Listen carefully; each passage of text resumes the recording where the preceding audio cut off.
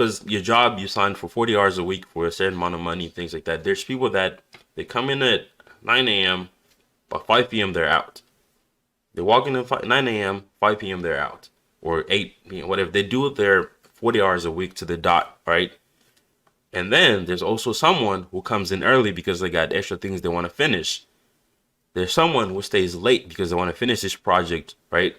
Now, if you look at who moves up more, who gets more raises, who gets more opportunities to be involved in project that's going to pay them a bonus, it's going to be the person that's willing to put in more work, right?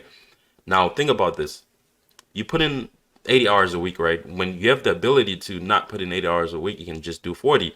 Now, you put in 80 hours a week for the first 2 or 3 years of your career, and you get promoted to higher positions where all you do is manage people that are going to be putting in those hours. Now, you don't have to put in 80 hours a week as a manager, right? You don't have to do that because you have people that do the actual work for you. Your job is to manage them, right?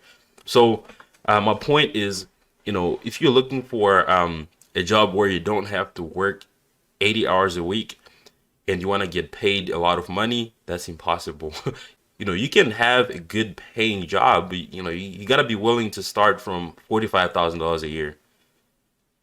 That's the minimum I would take for any finance job. If you're a beginner, if you're just starting off, 45, that's it. You can't go lower than that. So you got to be willing to start from there. And if you work really hard, if you not even work hard, smarter and harder and things like that, you're gonna move up like so quick. And working harder means putting in more time than, you got to work harder than everybody.